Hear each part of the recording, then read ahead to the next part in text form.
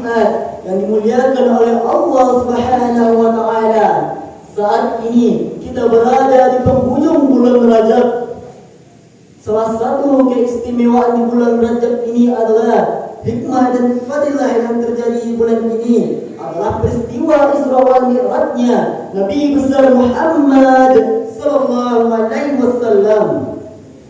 Kalau ditinjau dari segi istilah, kata Isra artinya adalah memperjalankan dari suatu tempat ke tempat lainnya. Adapun kata Mi'raj artinya adalah memperjalankan. Akan tetapi perjalanan ini adalah perjalanan yang luar biasa, yang mungkin pada saat itu hingga saat ini tidak ada satupun manusia yang bisa melakukannya.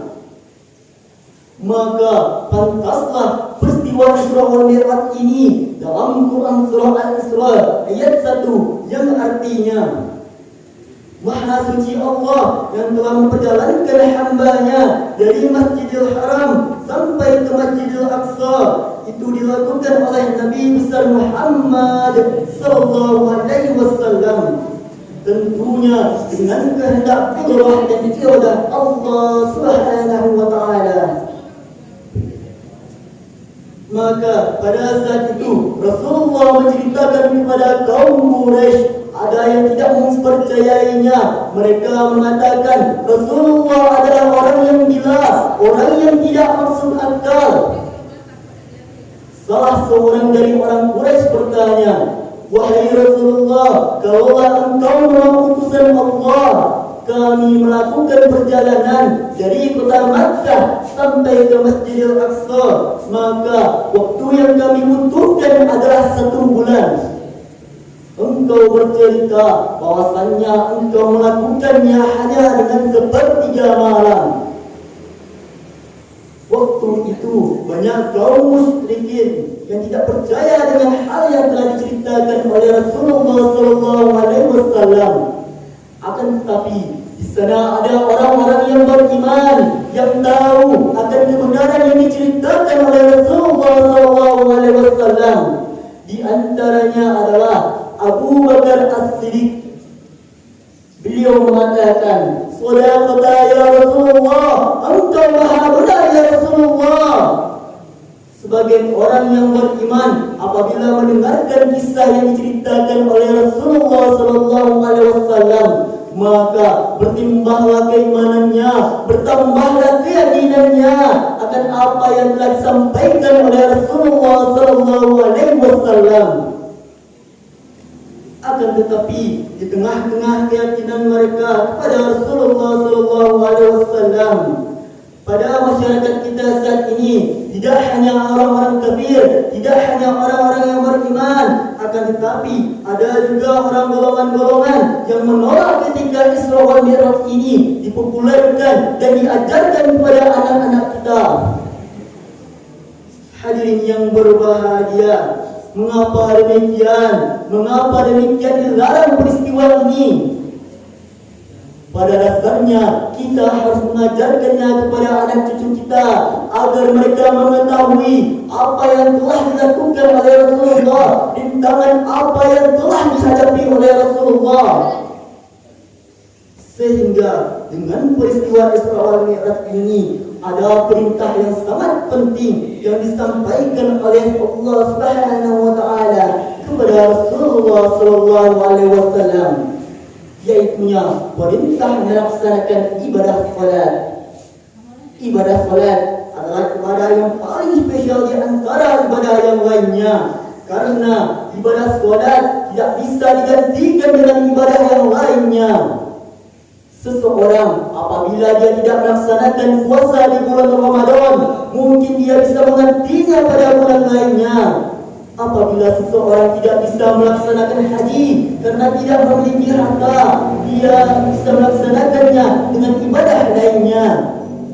Jika orang tak mampu membayar zakat dikarenakan hartanya yang tidak ada, mungkin dia sendiri bisa menjadi penerima zakat tersebut. Akan tetapi dalam ibadah salat itu ada urgensi yang tidak bisa digantikan oleh ibadah lainnya. Imam Syafi'i mengatakan, Jika seseorang mampu melaksanakan ibadah salat dalam keadaan berdiri, maka dia akan melaksanakannya dalam keadaan berdiri. Tak mampu dalam keadaan berdiri, bisa dilaksanakan dalam keadaan duduk. Tak mampu dalam keadaan duduk, bisa dilaksanakan dalam keadaan berbaring. Tak mampu dalam keadaan berbaring, bisa dilaksanakan dengan isyarat atau sebagiannya. Maka hadirin, ibadah salat adalah ibadah yang paling spesial. Kemudian ibadah salat di antara banyaknya ibadah yang kita lakukan kepada Allah, ibadah salat adalah ibadah yang pertama kali akan dihisab oleh Allah Subhanahu wa taala.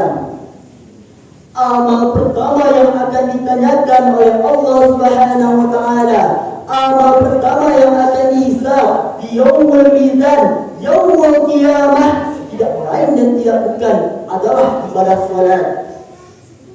Jika kita ingin melihat orang yang baik akhlaknya, lihatlah dari salatnya. Sebaliknya, jika kita ingin melihat orang yang buruk akhlaknya, lihat pula dengan salatnya. Karena salat tidak bisa dibuat-buat, salat tidak bisa direkayasa, tetapi salat adalah urgensi yang tertanam di dalam diri seseorang. Bagaimana dia melaksanakannya? Hanya mengharapkan ridho Allah semata, mengharapkan keikhlasan lillahi ta'ala. Hadirin jemaah Jumat yang dimuliakan oleh Allah Subhanahu wa taala. Sebagai mukmin, kalau Rasulullah sallallahu alaihi wasallam melaksanakan Isra wa Mi'raj dari Masjidil Aqsa sampai ke Sidratul Muntaha menggunakan burak, tidak lain dan tidak bukan pada saat itu ada permintaan-permintaan yang disampaikan oleh Rasulullah sallallahu alaihi wasallam. Pada saat itu tidak ada batasan antara Rasulullah sallallahu alaihi wasallam dan Allah Subhanahu wa taala. Mungkin kita sebagai manusia tidak bisa melaksanakan seperti apa yang dilaksanakan oleh Rasulullah. Akan tetapi dengan ibadah salat kita bisa berkomunikasi dengan Allah Subhanahu wa taala. Apapun yang kita ucapkan, apapun yang kita lakukan adalah tindakan salat kita kepada Allah Subhanahu wa taala. Fa'tabiru ya ulil absar la'allakum tuflihun. Alhamdulillah, alhamdulillahi rabbil alamin. Wassalatu wassalamu ala asrafil anbiya'i wal mursalin wa ala alihi wa ashabihi ajma'in. Asyhadu an la ilaha illallah wa asyhadu anna Muhammadan abduhu wa rasuluh sallallahu alaihi wasallam. La nabiyya ba'da amma ba'du. Wa qala Allah ta'ala fil kitabil karim, a'udzu billahi minasy syaithanir rajim. Bismillahirrahmanirrahim. Wal 'asr innal insana lafi khusr illa alladziina aamanu wa 'amilus shalihat wa tawassaw bil haqq wa tawassaw bis sabr. Shadaqallahul 'azim. Jemaah Jumat yang dimuliakan oleh Allah Subhanahu wa taala. Daripada itu ada beberapa hikmah yang bisa kita ambil dari peristiwa Isra wal Mi'raj ini. Yang pertama, terdapat dalam Quran surah Al-Mu'minun ayat 1 dan 2. Allah Subhanahu wa taala mengatakan, "Berikanlah berita gembira bagi orang yang melaksanakan ibadah salat." Dengan melaksanakan ibadah salat dengan khusyuk lillahi ta'ala tanpa berhadapan dari orang lain. Yang kedua, menurut Imam Syafi'i, barang siapa yang meninggalkan salat sengaja atau tidak sengaja atau karena lupa, maka menurut Imam Syafi'i wajib baginya mengqadha atau mengganti salat-salat yang telah lalu. Sama saja ketika dia meninggalkan salat dengan perkara yang sia-sia. Semoga kita dapat memperingati hari Isra Mi'raj ini dengan hal-hal yang berguna, mengisi agenda kita dengan hal-hal yang berguna. Innallaha wa malaikatahu yusholluna 'alan nabi ya ayyuhalladzina amanu shallu 'alaihi wa sallimu taslima. Allahumma shalli 'ala sayyidina Muhammad wa 'ala ali sayyidina Muhammad كما صليت على سيدنا إبراهيم وعلى آل سيدنا إبراهيم كما باركت على سيدنا محمد وعلى آل سيدنا محمد في العالمين إنك حميد مجيد. اللهم اغفر للمسلمين والمسلمات والمؤمنين والمؤمنات الأحياء منهم والأموات ويا قاضي الحاجات. اللهم إنا نسألك حسن الخاتمة. اللهم إنا نسألك رضاك والجنة ونعوذ بك من سخطك والنار. ربنا آتنا في الدنيا حسنة وفي الآخرة حسنة وقنا عذاب النار. عباد الله إن الله يأمر بالعدل والإحسان وإيتاء ذي القربى وينهى عن الفحشاء والمنكر والبغي يعظكم لعلكم تذكرون ولذكر الله أكبر. أقيموا الصلاة. السلام عليكم ورحمة الله وبركاته.